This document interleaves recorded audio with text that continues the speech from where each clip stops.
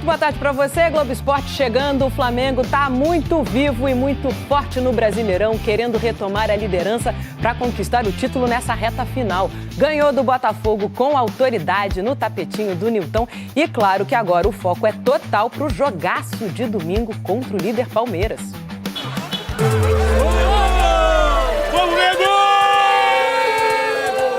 Botafogo e Flamengo.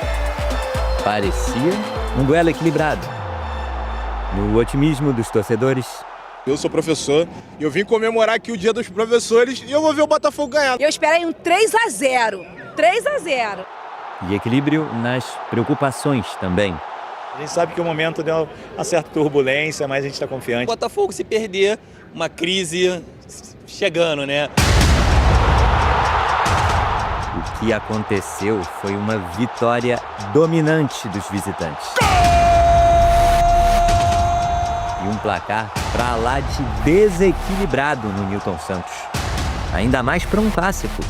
É muito difícil ganhar aqui e mais por 3 gols. Com o segundo gol, o jogo acabou. Temos que dar valor à nossa grande vitória. No início, o Flamengo tinha o maior controle da bola, mas o Botafogo era mais objetivo. Os primeiros minutos são assim meio com dúvida e principalmente a adaptação da velocidade da bola no gramado sintético. Teve até um pênalti não marcado nesse lance, quando o Luiz Araújo dividiu uma bola com o Alan. Tem um contato ali, depois dele joga a bola, um contato leve, que não impacta na ação da sequência da jogada. Exatamente. Ele não tinha nem possibilidade de pegar a bola mais à frente. É um contato insignificante de jogo. O comentarista de arbitragem da Globo, PC Oliveira, explica.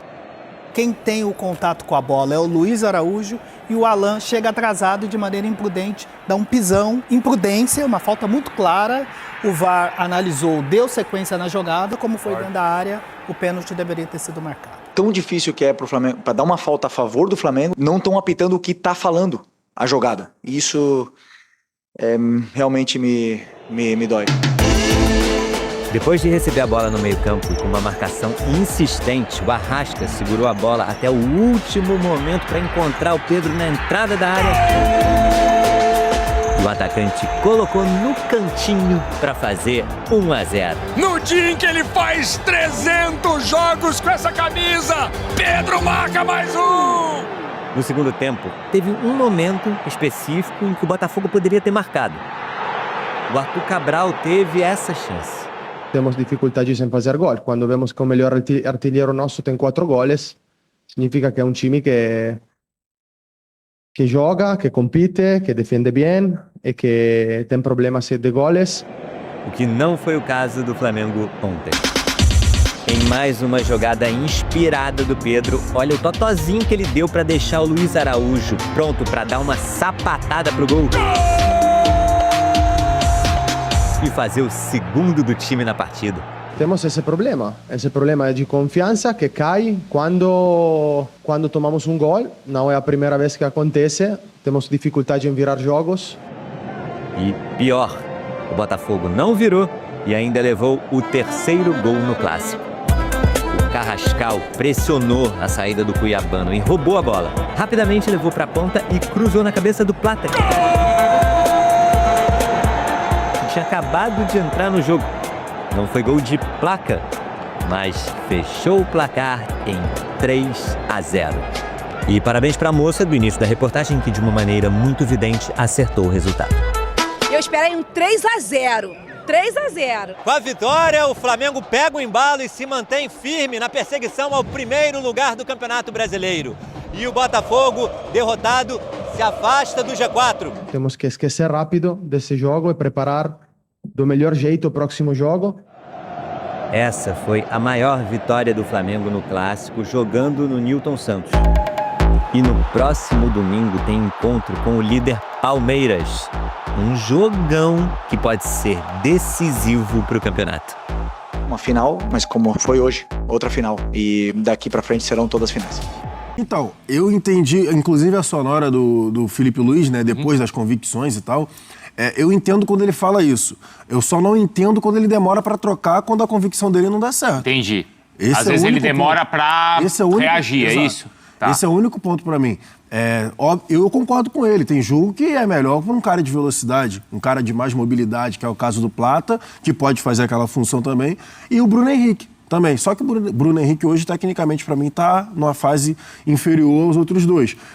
Eu entendo essa parte perfeitamente, até porque o Filipe Luís que é o treinador, né? A gente está aqui conversando sobre.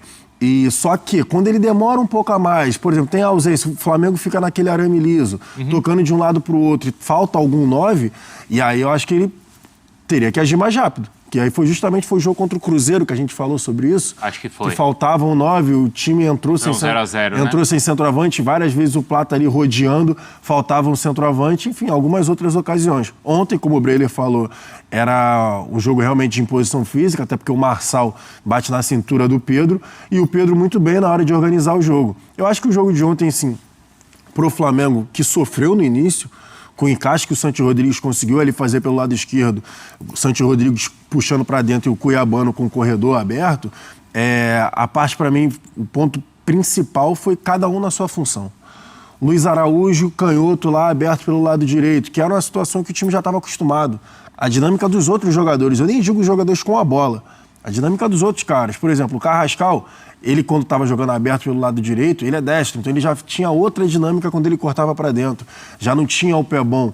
Então acho que todo mundo ali, cada um na sua função, Everton Araújo protegendo a frente da zaga, liberando um pouco mais o Jorginho para segundo volante. Ontem o Alexandro às vezes fazendo ultrapassagem pelo lado esquerdo, o Lino lá pelo lado esquerdo também aberto, não foi brilhante, mas enfim, estava lá aberto pelo lado esquerdo fazendo a dele.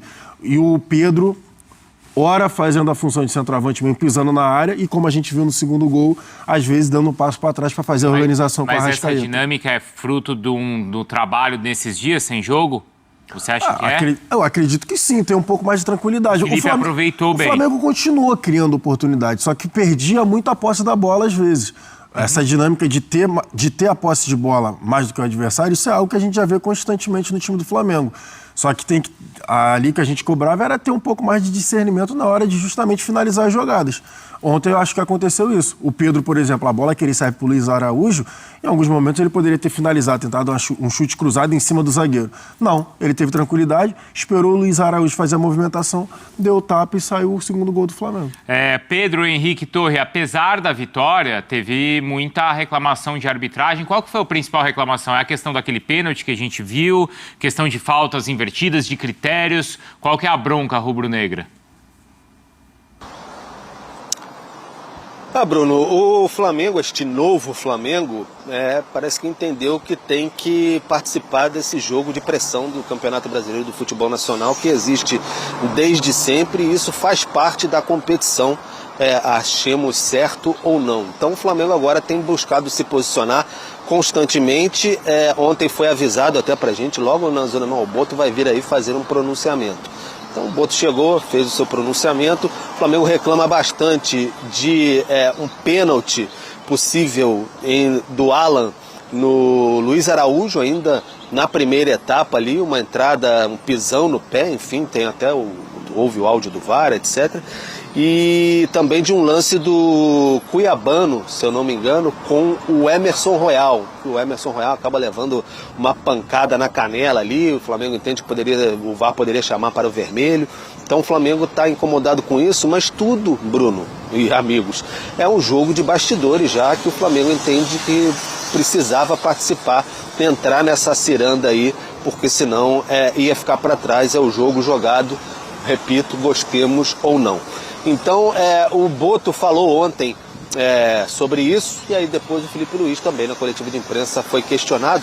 Aliás, só um parênteses, o Filipe Luís geralmente muito calmo, tranquilo, na beira do gramado, muito irritado com as questões de arbitragem, onde chegou a arremessar uma garrafa em um determinado lance que ele achou que tinha sido pênalti, mas a bola bateu, acho que no Marçal, um cruzamento, bateu na barriga dele, então estava bem irritado com a arbitragem. Já acho que isso é o acúmulo dos últimos jogos que o Flamengo se sente prejudicado. Então vamos ouvir agora Boto e Filipe Luís sobre essa questão do apito.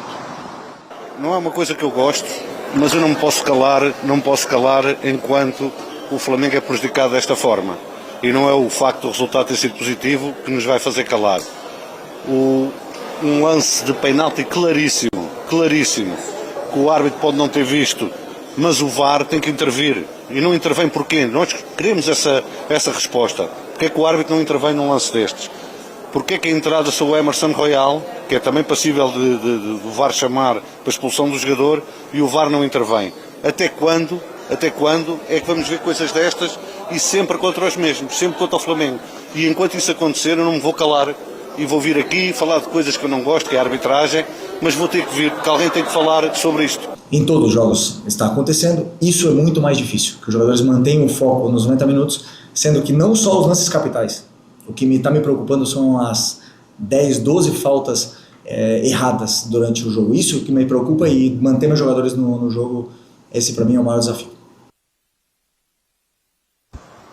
Tá, então, Filipe Luís falando sobre faltas, etc. Mas, eu repito, como teve no lance de um possível pênalti, ontem que acabou constatado que foi na barriga, na cintura do Marçal, a bola cruzada na área, ele chegou a tirar uma garrafa longe assim, e revoltado mesmo. O Filipe Luís, que até dentro de campo, quando era jogador, era um cara bem tranquilo. Mas é toda essa movimentação aí e o Flamengo tentando se manifestar, até porque, por exemplo, o Boto e o Departamento de Futebol começa a ser cobrado por se manifestar também. Tudo se intensificou depois daquele São Paulo e Palmeiras no Morumbi. Bruno Vicari. Essa treta toda, a gente... Nação rubro-negra, que vitória, que amasso foi esse do Flamengo pra cima do Botafogo. Eu poderia particularmente estar falando aqui, sabe, o dia todo sobre essa grande vitória do Flamengo, mas não tem como não falar da arbitragem.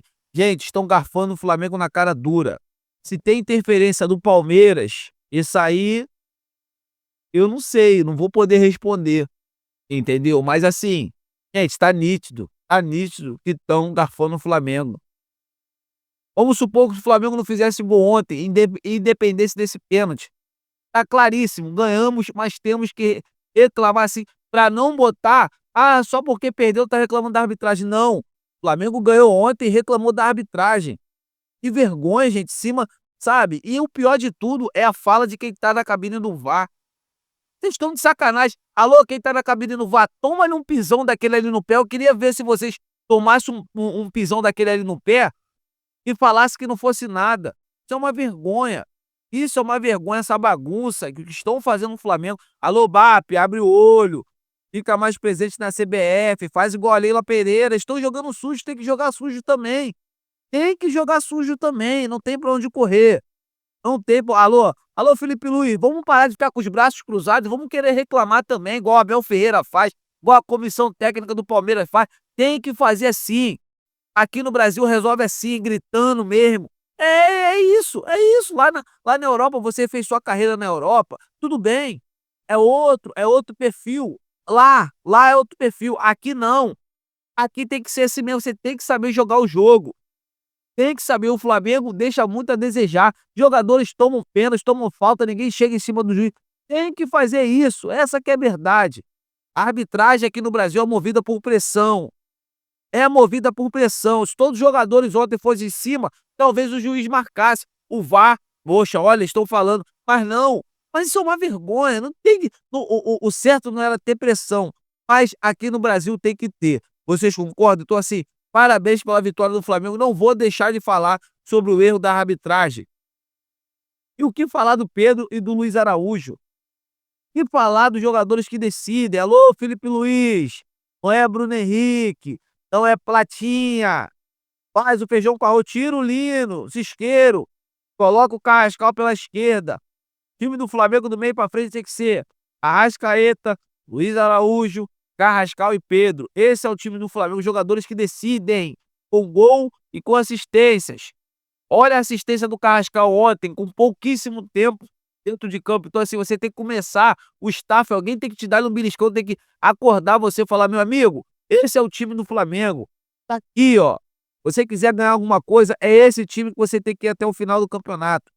Essa que é a verdade. Agora falando sobre o mercadão da bola, Rafinha Alcântara tá se jogando para o Flamengo, amigas e amigos. Tá se jogando. E é isso que o torcedor rubro-negro gosta de ver. O jogador com gabarito que tem o Rafinha Alcântara se jogando para o Flamengo. Se jogando.